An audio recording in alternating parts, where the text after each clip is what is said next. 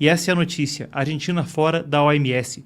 O anúncio veio hoje pela manhã e eu creio que temos aqui uma imagem do release de imprensa. Temos então, está aqui ao meu lado o release de imprensa que detalha as motivações. Melhor, para a gente deixar mais dinâmico, a gente tem ainda um vídeo de um porta-voz detalhando o assunto. Eu pedi que a equipe legendasse e se temos, podemos então ouvir ao porta-voz do governo argentino. Ele fala diante do brasão da Casa Rosada. Vamos lá. Milei instruyó al canciller Gerardo Huertain para retirar la participación de la Argentina en la Organización Mundial de la Salud. La misma se sustenta en las profundas diferencias respecto, por supuesto, a la gestión sanitaria, especialmente durante la pandemia, que junto al gobierno de Alberto Fernández nos llevaron al encierro más largo de la historia de la humanidad y a la falta de independencia frente a la influencia política de algunos estados. Los argentinos no vamos a permitir que un organismo internacional intervenga en nuestra soberanía, mucho menos en nuestra salud. Bom, muito bem, ouvimos então o porta-voz do governo argentino dando o anúncio. A gente tem ainda, voltando para o press release, para a declaração de imprensa de quando houve a saída, então, hoje pela manhã, se fala que a OMS foi criada em 48 para coordenar a resposta diante de emergências sanitárias mundiais, mas falhou em sua maior prova de fogo. Promoveu quarentenas eternas, sem sustento científico, quando veio a combater a pandemia da Covid-19 e diz então que isso provocou uma das maiores catástrofes econômicas da história mundial, que seria mesmo pelo Estatuto de Roma de 98 um crime de lesa humanidade. É parte então das declarações que vem à tona. O presidente argentino Javier Milei ainda compartilhou uma brincadeira nas redes sociais, chamando a organização de Organização Mundial Soviética, ao invés de da Saúde, aí com a sigla que é igual tanto em espanhol quanto em português, OMS. Agora, em termos do que isso significa, o financiamento argentino para a OMS era ínfimo. Para o exercício 24-25 se fala de um orçamento total de 6,9 bilhões com B de bola, da Argentina vinham apenas 8 milhões com M de Marcos. Eles não sabem ainda quando vão sair, não está claro quando essas medidas vão se manifestar, já foi feito o anúncio, mas demora ainda algum tempo até o processo, de fato, ocorrer e entrar em prática. O anúncio está feito, não há detalhes de quando acontece de forma efetiva. Isso segue, como a gente dizia na introdução do programa, uma medida pelos Estados Unidos de fazer o mesmo já no primeiro dia do governo Trump. É verdade, Trump retomava uma medida que já vinha lá atrás do governo anterior. Ele pediu isso em meio à pandemia, na reta final de seu governo. A gente tem mesmo aqui o release de imprensa da Casa Branca. Temos? Então aí está. Isso é uma captura de tela aí do texto que vem da ordem executiva de Trump, agora restaurando a retirada. Então, explicando, durante a pandemia, Trump retirava já os Estados Unidos da Organização Mundial da Saúde. Depois, Biden reverteu a medida antes que ela entrasse em efeito. Demoraria aí cerca de um ano. Trump, retornando ao cargo, revogou a medida de Biden que revogava a saída e resumiu-se o processo de retirada. A nova ordem executiva também falava sobre alguns estados, sem dizer nominalmente quem, mas Trump havia dito na vez anterior que tratava-se da China. A ordem argentina também foi vaga. Entretanto, a principal acusação de influência indevida vem, de fato, do Partido Comunista Chinês. Dado o ocorrido, a gente vai fazer uma retrospectiva agora sobre as críticas que pesam em termos de influência de outros estados e da forma como a OMS se comportou em relação à China. Afinal, quando se fala dessa como a principal causa para a retirada dos dois países, é pertinente que a gente faça uma retrospectiva. Novamente, a Argentina não disse nominalmente quais seriam os outros estados com a influência indevida. Os Estados Unidos, mesmo não tendo dito na ordem executiva em si, disseram, na figura do presidente Donald Trump no mandato anterior, que seria a China. Muito bem, vamos lá então, a gente tem uma retrospectiva da apuração que preparamos para destacar o assunto. Primeiro, essa matéria da Associated Press pontua que o Partido Comunista Chinês não alertou o público que estavam diante de uma pandemia, mesmo depois de ter conhecimento sobre o assunto durante 6 dias-chave. Os 6 dias-chave não é só uma questão de um período de 6 dias comum já poder ajudar a evitar catástrofes, mas isso permitiu a circulação de um vasto número de pessoas naquele que era o país mais populoso do mundo. A Índia passou por uma pequena margem desde então, mas naquele que era o país mais populoso do mundo, ainda com números de ser o país mais populoso do mundo, transitando por entre o país, época de Ano Novo Lunar e uma série de movimentações importantes que ocorrem anualmente na China. Então houve banquete, festas de família, etc. Isso foi um momento no qual o Partido Comunista Chinês, ao saber que estava diante do caso, omitiu isso.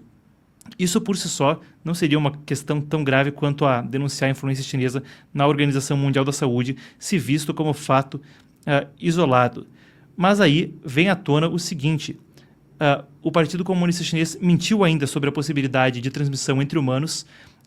Eles aparentemente, evidência circunstancial, mostra, já sabiam que estavam diante de um vírus que poderia ter transmissão de humanos para humanos, mas a Organização Mundial da Saúde, seguindo as conclusões que vinham da China, publicou o seguinte nas redes sociais. Vocês têm agora uma publicação resgatada que não envelheceu bem.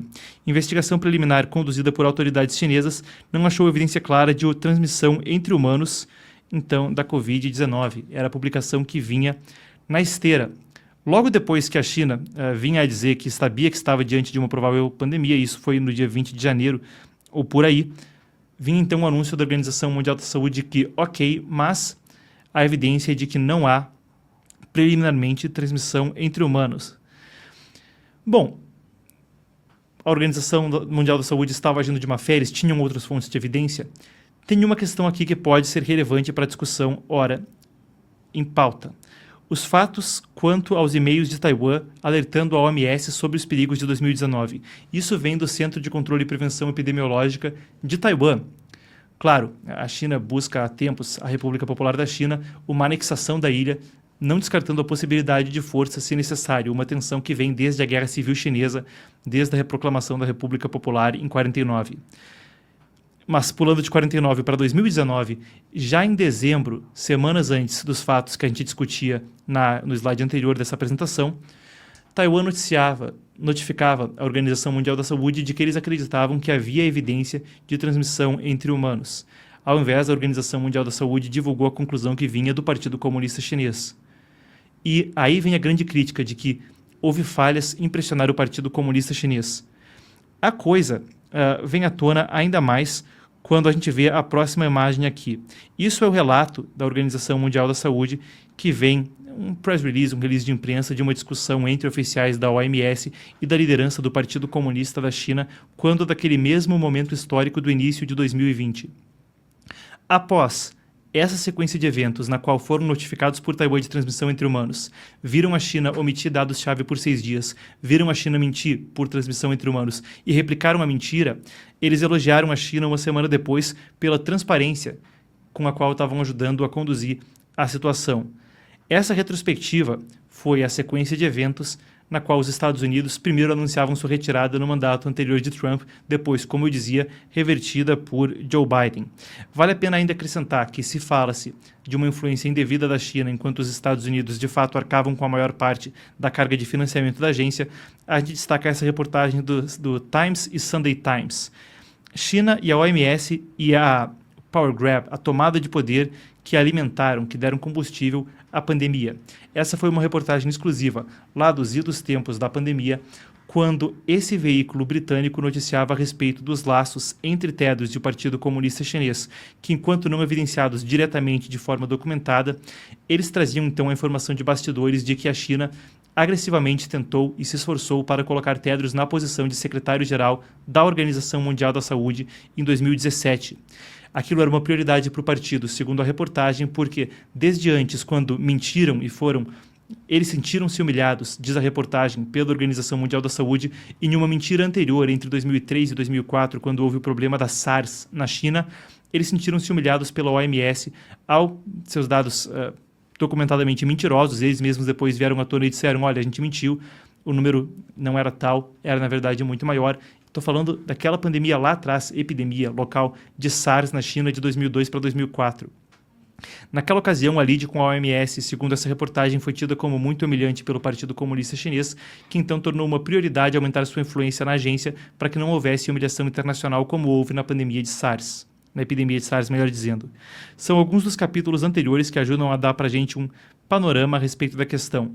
Vale a pena acrescentar que o Tedros, ele que é de origem etíope, esteve operando junto do TPLF, que é a Frente pela Libertação da região do Tigré, uma região da Etiópia até que sofreu conflitos armados em tempos recentes. Esse é um partido marxista-leninista com uma inclinação histórica ao comunismo de matiz chinesa. Essa era a vertente adotada. Enquanto ele não teve um laço tão direto com o Partido Comunista Chinês nos seus idos tempos de guerrilha, uma vez no governo aumentou muito os laços da Etiópia com o Partido Comunista Chinês em momentos onde Tedros ocupou cargos ministeriais. Essas eram as acusações que levaram os Estados Unidos, lá atrás na pandemia, a retirarem-se da Organização Mundial da Saúde, um processo que retomaram no primeiro dia de governo Trump. Agora, a Argentina retira-se falando sobre influência indevida de outros países, sem falar nominalmente da China, mas de quem estariam falando. Ainda falam sobre os lockdowns como um crime de lesa humanidade pelo Estatuto de Roma.